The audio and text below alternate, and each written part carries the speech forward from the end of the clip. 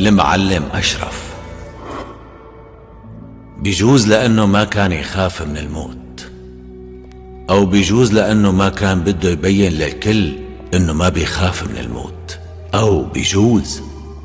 أو بيجوز لأنه كان بده يموت. حتى بعد ما عرف بالفخ يلي عاملين له إياه ما فكر إنه يتصل بحدا ليساعده. بس للأسف بوقتها فاتت 9 رصاصات بصدره. تعرفت على أشرف من 4 سنين و7 شهور، ومن أول مرة شافني فيها حبني، وما افترقنا لحد اليوم يلي مات فيه. ترك وراه تقريبا $1,000,000 وشوية رجال من يلي كان يحبهم مثل اخواته، وترك قصة حب رح تضل الناس تحكي فيها لفترة طويلة كتير. أكتر شي بيوجعني لما اتذكر يلي صار هو انه كان كاريزما حتى بلحظاته الأخيرة. هيك انتهت قصة المعلم أشرف، بس هي ما بلشت هيك. أشرف، روح جربها.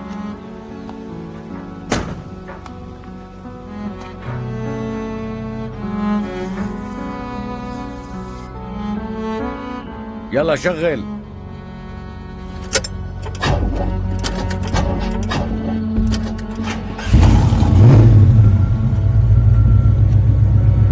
دعاس بنزين، دعاس أكتر.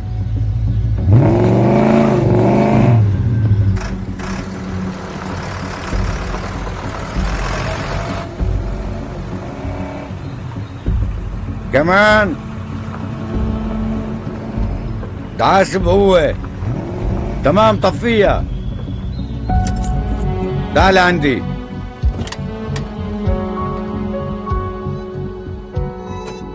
من اليوم الأول يلي شاف فيه هديك البنت حياته كلها اختلفت، لدرجة انه حتى النوم طار من عيونه. هو كان مفكر انه الوقت رح ينسيه، بس كل هالسنين يلي مرت ما نسته هالبنت، لأنه حبه لهالبنت يلي فات لقلبه ما في قوة ممكن تطالعه.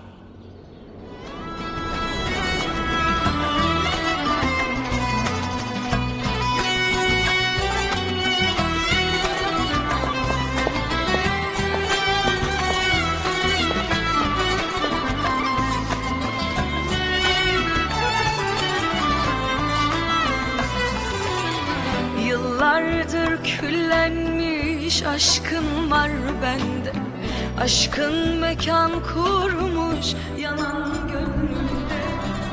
Beni terk edip de gittin halde sana intizara kıyamıyorum.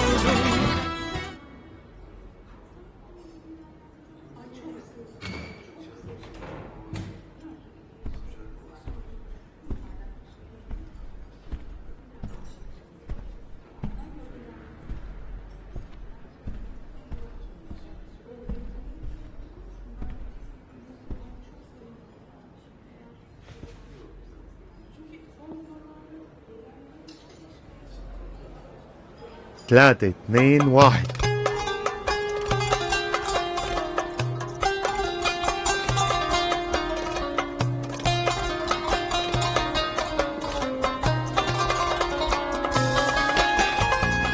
أشرف كان يقول إنه الإنسان بيحب مرة واحدة بس، وهو كان هيك. كان يهرب من الكل مثل الأولاد يلي بيهربوا من المدرسة، وبيروح لنفس المكان وبيسمع نفس الغنية بصوت ملاحات. وأحيانا كان يضل الصبح عم يسمعها. كان مسمي البنت يلي بيحبها اسم خاص فيه، رؤيا. مرق 20 سنة على أول مرة شافها، بس لهلأ ما نسيها أبدا ولا يوم واحد.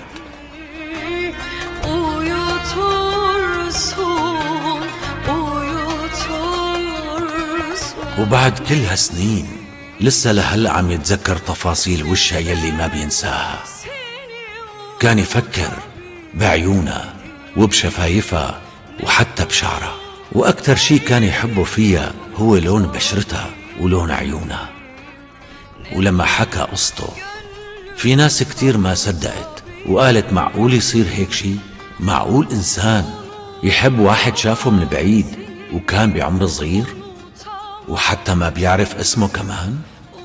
ايه لهي الدرجة. أشرف كان يحبها لهي الدرجة، وحتى كان يدور عليها بكل وش بيشوفه بالشارع أو بأي مكان. بالنهاية التقوا سوا،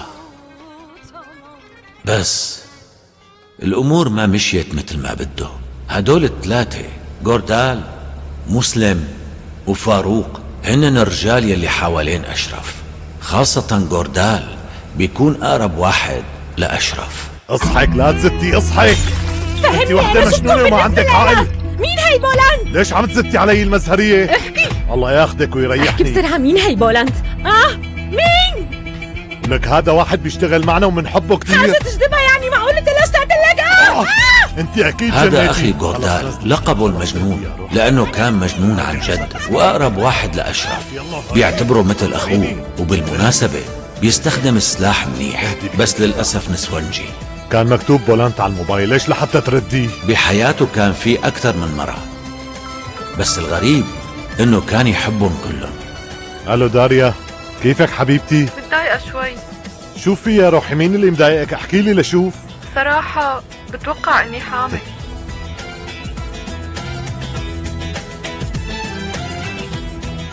جوردال كان في عنده عادة سيئة، أو بالأحرى في عنده عادات سيئة كتير، بس أسوأ وحدة فيهم إنه ما فيك تعرف إمتى ممكن ينفجر. أحيانا بتشوفه ألطف زلمة بالدنيا، بس لما يعصب بصير أخطر واحد ممكن تشوفه بحياتك. وهذا هو مسلم، لقبه العنيد، مقاتل شرس. من قبل حارب بالشيشان وما كان في مكان ما بيقدر يفوته. تعرف على أشرف بالسجن، انحبس 12 سنة، والسبب انه اقرب رفيق لأله باعه، لهيك كره الدنيا. ما كان يرتاح غير بمكان واحد وهو الجامع، وكان احيانا يروح ليشوف من بعيد الناس وهي عم تصلي، بس كمان كان تارك وراه عدد جثث ما بتنعد. دائما كان يقول لازم اترك هالشغل وانه ندمان، بس كيف؟ ما قدر يلاقي الطريقة. وهذا البروفيسور فاروق، الزلمة الوحيد بالفريق يلي درس بالجامعة.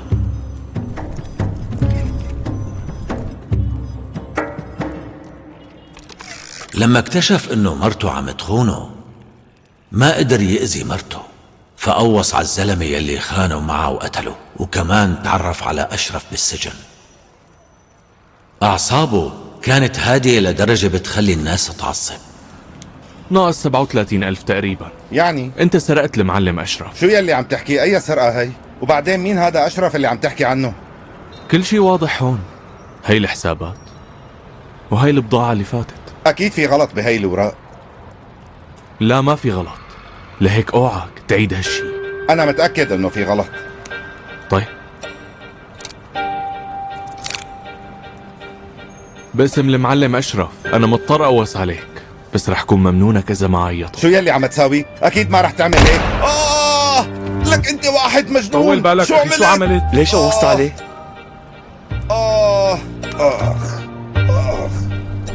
المعلم أشرف قال لك 3 أيام. آه آخ من قلبي الطيب آخ. بترجعهم بعد 10 أيام، بس ما عاد نتعامل سوا. سمعتوا شو قلت؟ خلص تمام أخي مثل ما بدك. يلا عن إذنكم. فعلا شخص مزعج، كان مفكر انه رح يتصالح مع مرته بشي يوم. صح هو مجنون، بس كمان رومانسي، تركيبته غريبة، فيك تقول انه فريد من نوعه. ما قدرت توصل لأشرف، ما عم يرد. ليكون راح لهنيك. هذا الزلمه يا اما رح يجنني يا اما رح يجيب لي جلطه بشي يوم. شو هالهوس اللي عنده؟ عن جد ما عم بقدر افهمه. نحن اعصابنا تعبانه بس ما عم يقدر. جوردال ما في داعي تعصب هيك، بتعرف ما رح يتراجع عن هالشي. رح يتراجع وبكره بتشوف.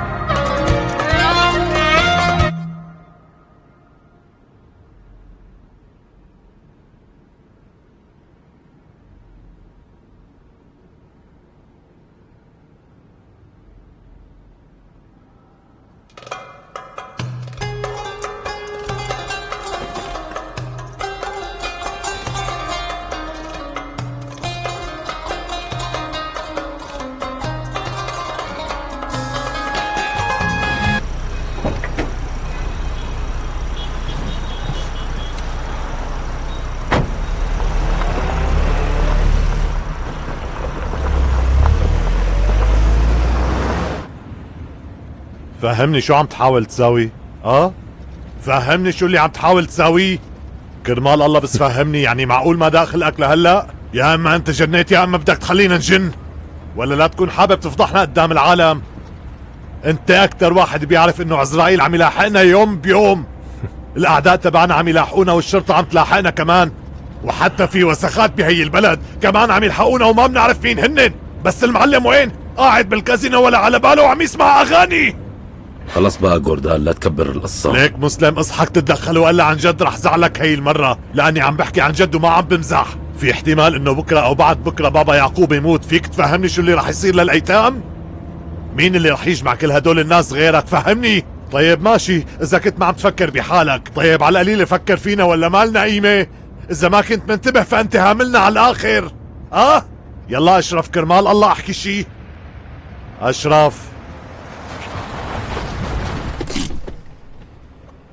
اشرف طلع فيني، يلا طلع. شوفي، لقيت رؤيا؟ لقيت شي؟ معناتها ما لقيتها. كرمال الله ليش ما عم تفهم علي؟ انت عن جد رح تخلي عالي يطير من راسي؟ مر كل هالوقت ولسه عم تفكر فيها؟ قلي كم سنة صار لها القصة؟ ليش ما عم تقتنع انه يمكن تكون تزوجت؟ ومو بس هيك، يمكن يكون صار عندها اولاد كمان، او حتى يمكن سافرت لغير بلد. قلي هالشي ما بيصير؟ جاوبني.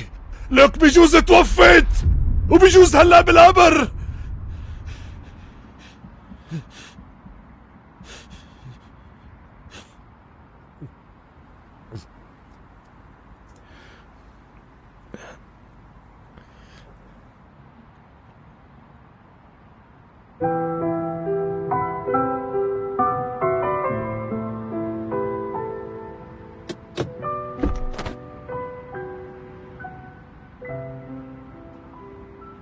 القلب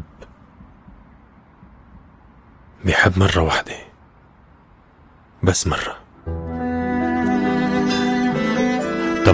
تمام معك حق، تمام.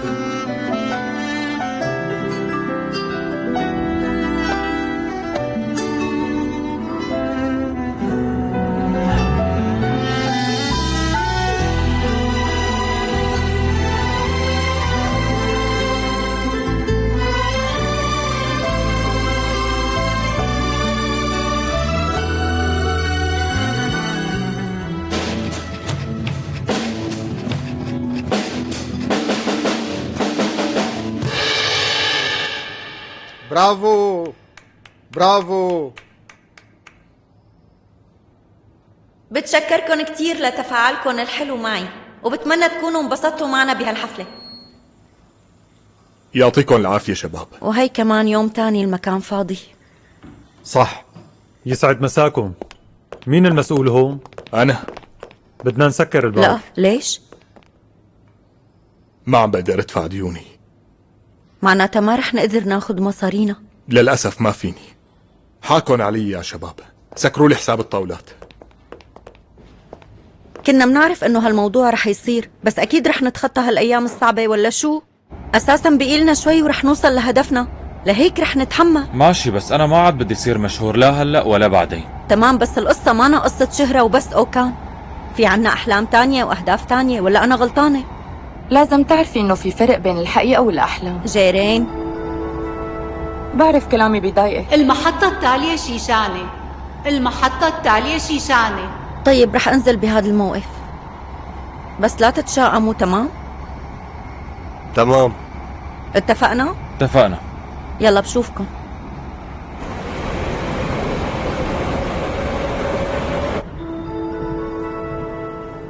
شيشانة.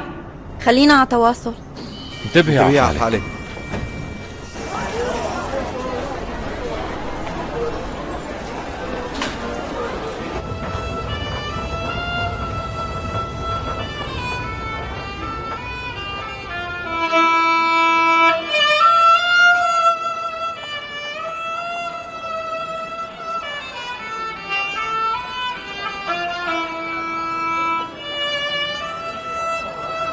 طمني عنك، شو أخبارك عمو؟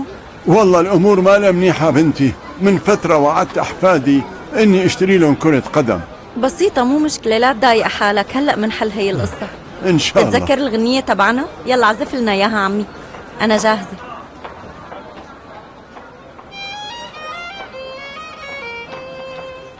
Değmeyin feryadıma,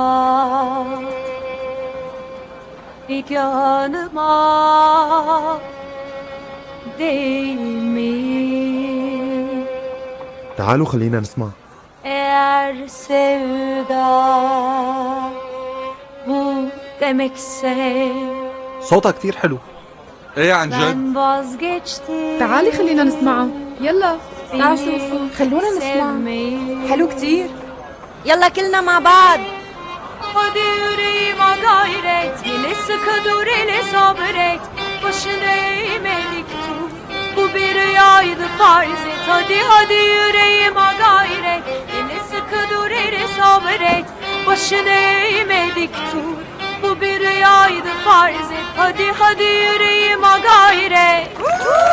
برافو ما شاء الله عليك. شكرا كثير. صوتك حلو. يعطيكم العافية. شكرا إلك. شكرا إلك. يلا تعالي. ما شاء الله قديش صوتها حلو. شكرا إلك، عن جد يسلموا. بنتي امسكي هدول لإلك. شو عم تساوي عمي؟ هدول لأحفادك ولا بدك ازعل؟ شو تزعلي؟ أكيد لا، كتر خيرك بنتي. سلم لي على أكيد أحفادك. بيوصل. انتبه على حالك، لا تضلك انتبهي على متأخر حالك. الوقت. الله معك، الله معك.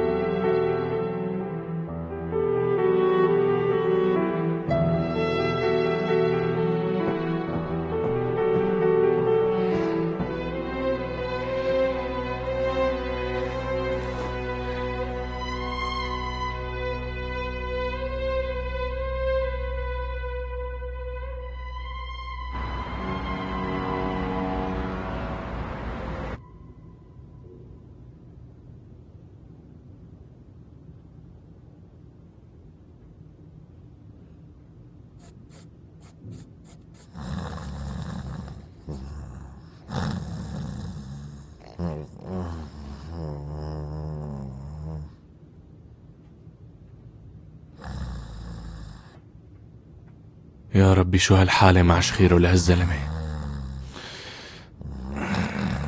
خلصنا بكفيه. ما خلاني أعرف نام لوش الصبح.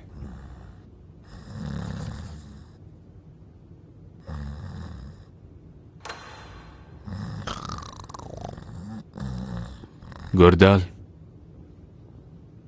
جوردال جوردال، شو في حدا هجم علينا؟ شو مين؟ احكي مين؟ شو في؟ لا في هجوم ولا شي، بس انت كنت عم تشخر كتير. يا الله حرام عليكم، شو هالافلام الوسخة اللي عم بتسووا فيني؟ فكرت حدا هجم علينا، في حدا بفيق واحد نايم هيك؟ ما في حل تاني، لأنه شخيرك ما خلانا ننام. لولا اليمين يلي حلفناه بالسجن ما بقعد معك دقيقة. أنا عم فكر نصير ننيمه بغرفة لحاله. خلصنا مو وقت جنانك هلأ. يلا شباب، اليوم يوم الأيتام.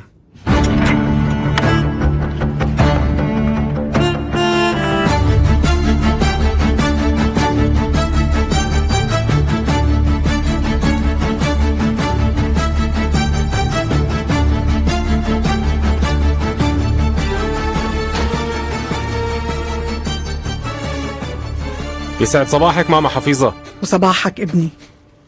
ايه منيح اللي يسعد فقتوا صباحك. كلكم. يسعد صباحك ماما حفيظة. صباحك ابني. صباح الخير. شو بدك؟ اللي شو في؟ انت اللي شو في؟ ابني الرجال الحقيقي ما بيضل نايم للظهر. اي ظهر هاد؟ الساعة لسه 8 الصبح. ما في غير شخص واحد بينام للظهر. وهو جوردال. خلاص انت شو هالحالة؟ بتعرفوا اني بحب النوم لدرجة اني بعد ايدك وروح لهنيك. يلا من الصبح معصبة. خلص طولي بالك يا احلى وردة. هوب وهي اخذتون. فاروق مسك مسك مسك. هات لشوف.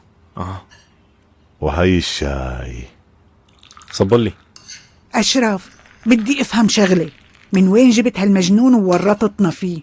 هذا الزلمه مستعد يلاقي ابره بكومة قش. ايه مزبوط كلامك. خلص لا تستلموني من وش الصبح. ضلينا طول الليل عم نفتل من كازينو لكازينو لحتى بالاخر لقينا للسيد اشرف وفوقه عم تتمسخروا. معقول؟ ايه بس بالنهايه هذا هو شغلك. اوه ما بيهون عليها نحكي عليه. إيه الله يخلي لي اياك. واضحه. سام معي. هات. اللي شو صار بالشغل؟ حليته. كيف؟ قوصت عليه والله. وبعدين عطيته مهلة 10 أيام. شو عم تحكي؟ ليش ما حطيت فائدة عليه؟ شو هالتخبيص؟ نحن ما بنشتغل بالربا لنعمل هيك. لكن جمعية خيرية؟ الفائدة حرام وقت للناس حلال. هي شباك. هذا الشيء غير هداك الشيء. شو هالسير اللي عم تفتحوه على الفطور؟ طلعوا فيني، لا تخلوني بلش فيكم كلكم من الصبح. يلا كملوا اكلكم قبل ما يبرد. اصحكم تعصبوا ماما حفيظة. الله يسلم ايديكي ماما. صحة وعافية.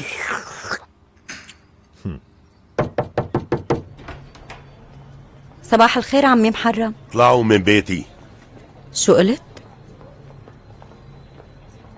من فترة حكيتكن وقلت لكم ادفعوا الأجار بس ما دفعتوا غير 3 شهور. بنتي أنا عايش من ورا هالأجار. أنا شخص مريض ومرتي كمان وعايشين من هالأجار. بعدين الأجار ماله كبير، يعني على القليل ادفعي على الوقت. ايه مزبوط كلامك. شو ما قلت معك حق عمي. بدي اياك تعرف انك ما قصرت معي، بس صدقني بعد ما دفعت قسط المدرسة تبع اختي عفراء ما زاد معي مصاري لأدفع الأجار. ليكي بنتي انت بتعرفي اني مالي واحد طماع. أكيد عمي. أنا مقدر وضعك وانت قدري وضعي. يا اما بتدفعي يا اما بتطلعي، والا راح خبر الشرطة. ما عاد فيني اصبر اكتر. راح اعطيكي شهر واحد بس. يلا عن اذنك. اذنك معك.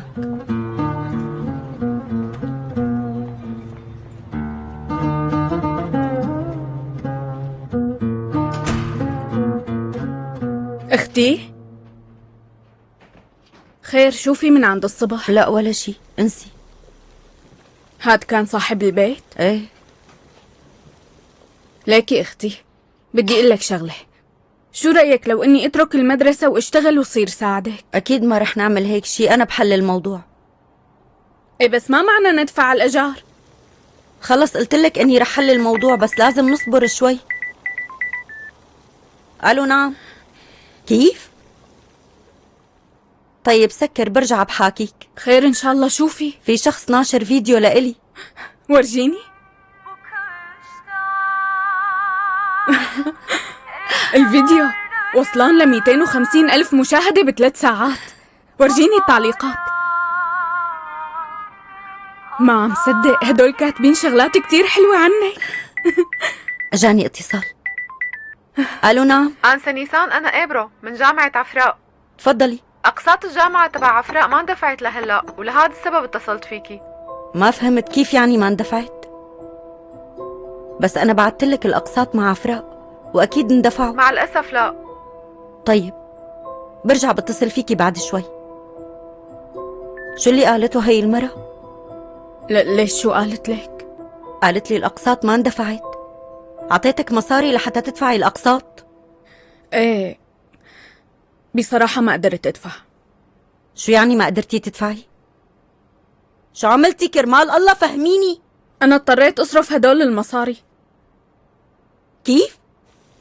وين رايحة فهميني كيف؟ هالمصاري كانوا مشان الجامعة، شو عملتي؟ أنا كرمال جامعتك ما دفعت أجار البيت وصاحب البيت كان رح يقلعنا. فهميني وين صرفتيهم؟ كرمال الله جاوبيني عفراء، وين صرفتي المصاري؟ فهميني هلأ من وين رح نقدر ندبرهم؟ معقول ما بتفكري غير بحالك؟ لساتك لهلأ عم تحكي مع هداك الشاب مع اني نبهتك ما تحكوا سوا. فهميني شو عم تحاولي تساوي؟ ولا لا تكوني مو شايفة وضعنا؟ تصرفاتك رح تخليني جن. بكفي بقى عفراء، بكفي.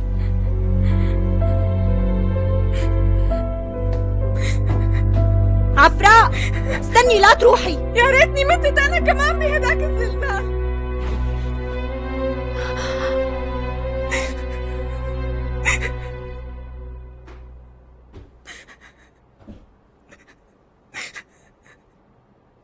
تمام، لا تقلقي، بإذن الله رح نحل كل شي.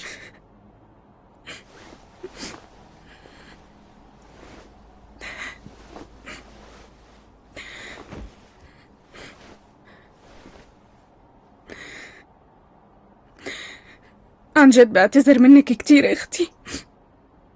نحن طلعنا من تحت الأنقاض، برأيك هالشي رح يدمرنا؟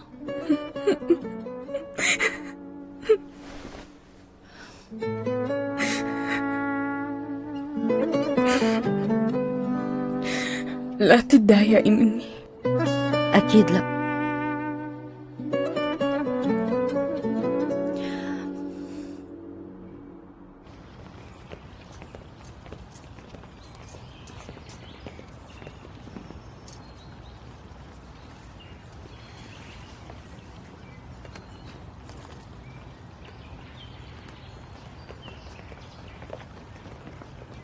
صباح الخير. صباح النور.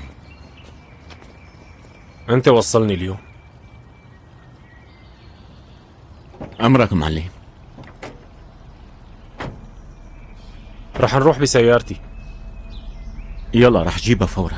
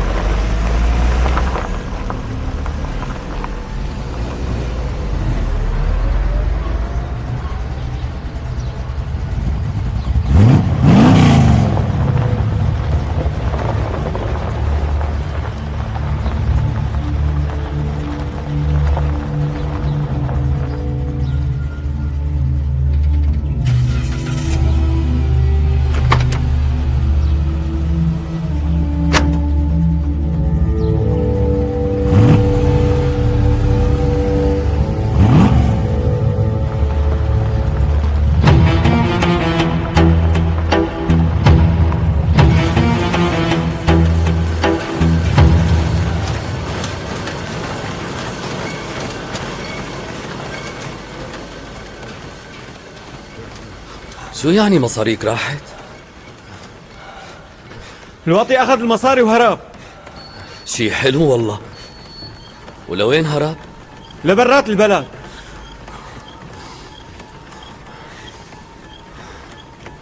لبرات البلد.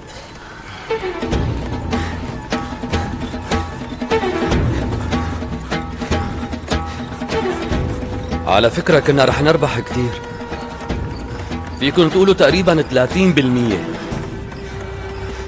وهالمصاري رح تكون نظيفة وما في داعي نغسلها.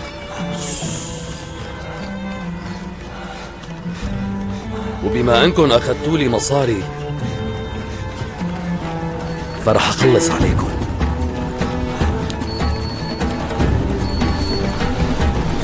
نحن ما لنا ذنب اللي صار، بعدين كيف كنا رح نعرف انه رح يهرب؟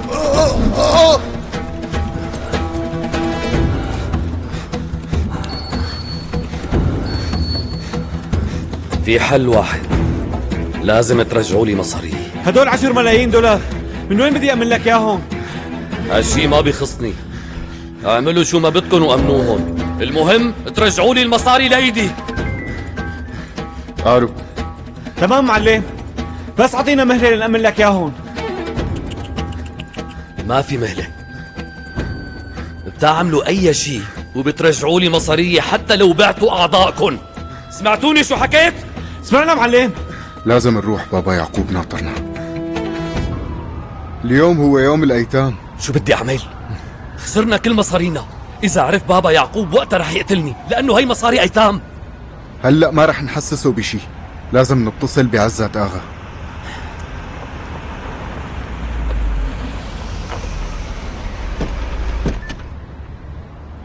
ألو؟ كيفك عزة آغا؟ بدي إياك بموضوع ضروري. لا، على التليفون صعب، لازم شوفك. يلا جاي فرح.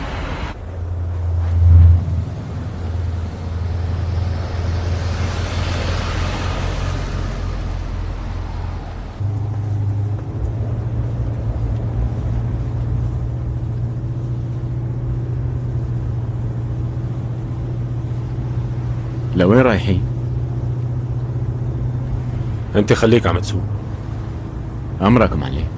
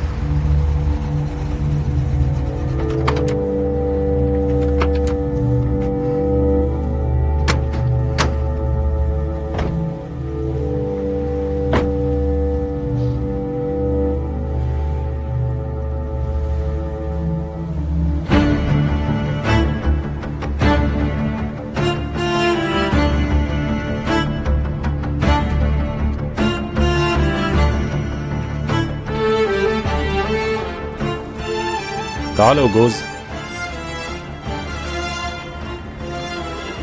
شو مين رح ندفن معلم؟ الخيانة.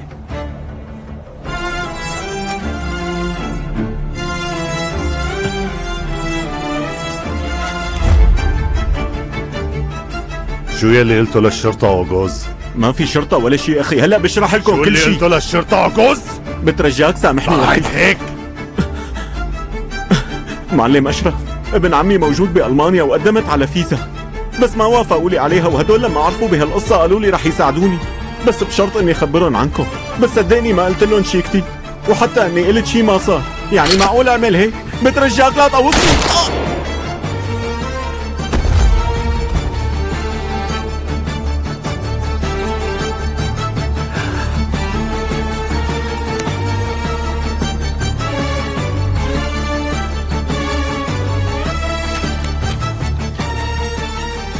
يالشين، نظف كل شي ورانا وخلص من موبايله، لا تنسى شي.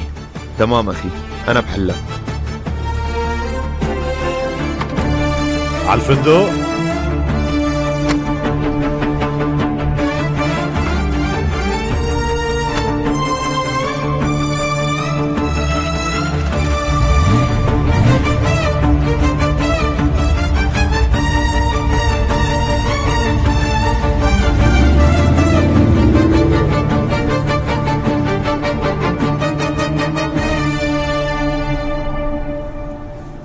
على فكرة عم بتدلليها كتير لعفراء.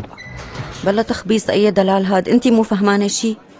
لازم تعرفي انه بهالدنيا ما في إلنا غير بعض، وإذا ضغطت عليها شوي ممكن أخسرها. طيب وشو ساوت بالمصاري؟ صرفتهم على التياب. يعني بالنهاية هي صبية وبتحب هيك شغلة. يعني شو قلة هالمسؤولية هي؟ قولي هذا الحكي لإلها مو إلي، لا تعصبي علي. تمام، اللي صار صار وخلص. فكروا شو رح نعمل. تذكرت بدي أقلكن شغلة. اها، شو هي؟ اتصلوا فيني من فندق. في عندهم حفلة عرس. هي ليلة؟ بالضبط. عرس؟ ايه. واضح انه ما عجبتكن الفكرة. فهميني، نحن شو رح نساوي بالعرس؟ شو يعني شو رح نعمل؟ اكيد رح نروح ونعمل حفلة، اصلا ما عنا شغل، وكأنه في عنا خيارات كتير. انتبهي على حالك. انتبهي على حالك.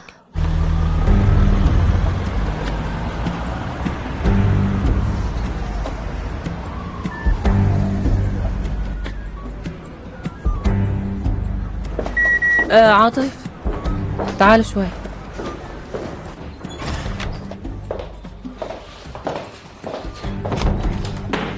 ما عم بوصل لأوغوز. مو اليوم بيكون يوم الأيتام؟ ايه. ايه. يعني احتمال يكون ماله فاضي. روح دور وعرف لي ليش مختفي. تمام، رح حاول الحق اشارة موبايله ورح لاقيه. ايه بالمناسبة اليوم في عنا اجتماع اكيد مو نسيانة ما؟ امتى الوقت؟ على 5، المفتش يلي اجا من جديد. المدير اعطاه ملف القضية لحتى يشتغل عليها. شي غريب، ليش شو رح يساوي؟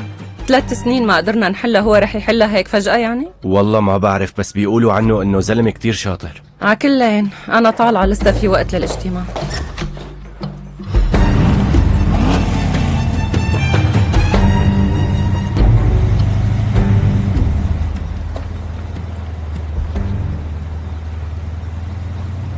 رح ادفع بالكريدت. تفضلي. لحظة. شلونك يا بنت؟ لك أنا ما نبهت عليك مليون مرة ما تنادي لي بنت قدام الموظفين. استغفر الله، ليش معصبة هيك؟ خلص لا تواخذينا حضرة المديرة، نعتذر منك. الأمور تمام؟ كله تمام. الضيوف كتار وحبيت اهتم فيهم بنفسي. كتير منيح. بالمناسبة بهاء الدين بيك موجود هون وقال لي إنه حابب يسلم عليك. خليني روح أشوفه. أهلا وسهلا. أهلين فيك أشرف، طمني عنك. تمام، وأنت؟ تمام، كأنك وأنت نحفان كأنك شوي. عم تشبشب لي حالك. فيك تقول هيك مليان شي. كتير. تعالي شوي لهون، بتعرفي شو صار اليوم؟ ما بعرف شو صار. اللي اسمه أوغوز حاكي كل شي للشرطة. ايه حلينا القصة. كيف حليتوها؟ البركة بالمعلم مسلم. يسلم ايديك أخي مسلم. الله يسلمك. راحوا لساته شاب. ما عنا حل غيره. يلا تفضلوا تفضلوا.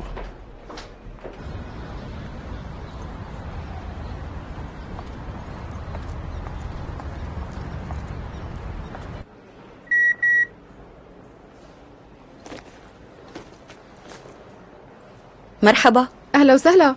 اجيت لحتى اقابل إرمك خان وما عندها علم بجيتي. هي بالطابق الثالث، تطلعي بالأسانسير بتلاقيه بآخر هالطريق على اليمين. شكرا لك. العفو.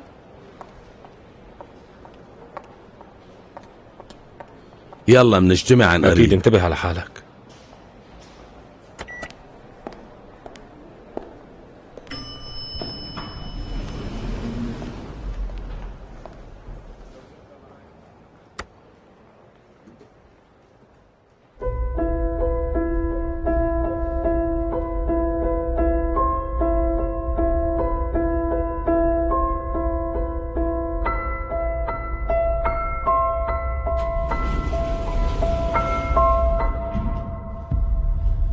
كأنه طالعين لنفس الطابق. صراحة أنا أجيت لهون مشان مقابلة شغل.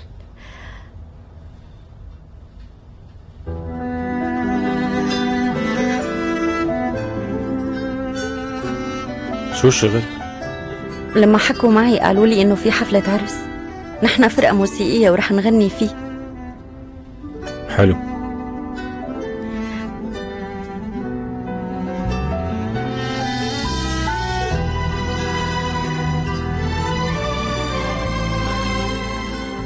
وقتها أشرف كان أول مرة بيطلع ببنت بعد سنين طويلة.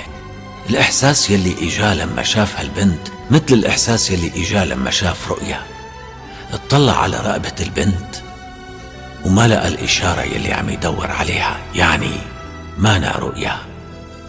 بس الإحساس يلي حس فيه خلاه يحس بالندم كتير، لأنه حس حاله وكأنه عم يخون رؤيا. بالمناسبة هو ما بيحب المشاعر الغامضة بالمرة.